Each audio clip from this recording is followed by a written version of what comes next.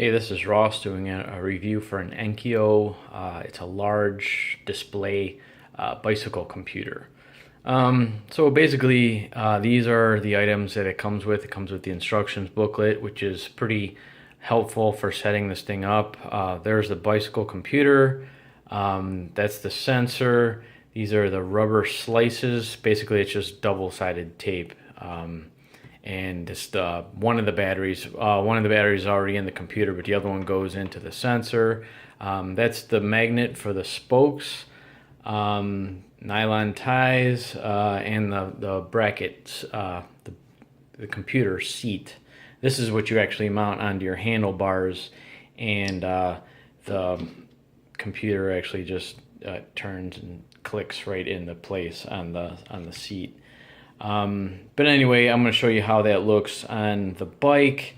And so then you put these rubber slices between, it goes underneath, and kind of sticks it onto the handlebars, and this goes onto the sensor like that. And that will go onto the part of your bike. I think it's the fork is what they call it, and then also the zip ties help hold it in place, and also that gets a rubber slice as well. And then the magnet right here will go onto the spoke, which is just kind of screwed on. I don't know if you can see that. It just kind of clamps on. But anyway, there's plenty of features in this computer. It gives basic measurements such as the current speed, average, and maximum speed, an odometer to tell you how many miles you've traveled total, and you have 2 trip odometer readings. There's also trip distance and riding time, and of course the time there too. Oops, I didn't mean to hit the buttons, but there you can see the average speed, distance, or I think that's the time. There's also a temperature feature, which is kind of handy. And there's just the total odometer and total time. Yeah, there's a whole bunch of different things in here.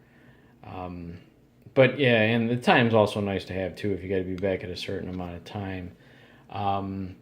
It was really easy to install. The only thing you have to do on your computer is that you have to enter the wheel size, which it shows you right on the side of your tire, so you just enter that in. And then you have to measure the distance between the front and the rear wheel. I did it to the center of the wheel.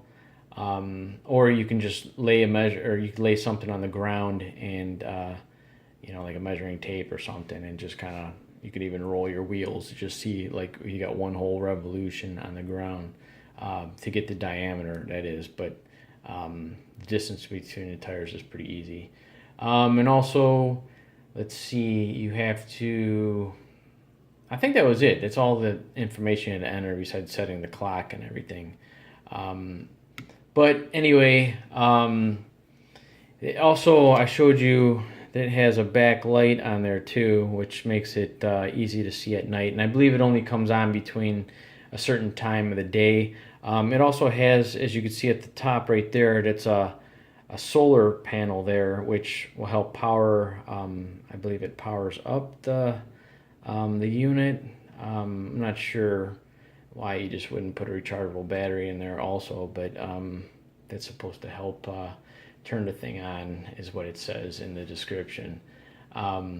But anyway, some of the other features includes auto sleep, so it won't stay on for too long. It'll shut off so it doesn't waste your battery. There's 4 languages that you could put in there.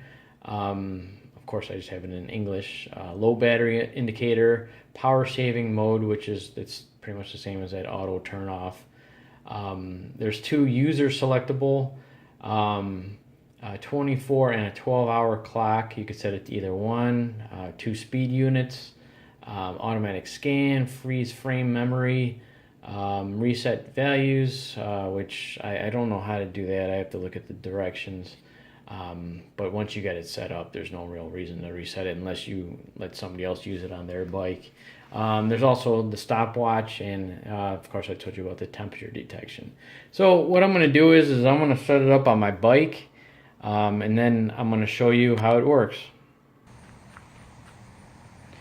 Alright, I have the computer mounted onto my bike handle, as you can see right there, and there is the sensor and there's the magnet, and you can see it gets pretty close. I'd say about maybe 3 millimeters. It's supposed to be closer than that, but I find it works at 3 millimeters is fine. So anyway, I don't know if you could see the speed increasing. Not yet. Takes a few seconds here. There it goes. So I'm going about 2 miles an hour. It's my walking speed. So anyway, yeah, you got to be going at least 2 for it to register. But that's how it looks on your bike. Thanks for watching.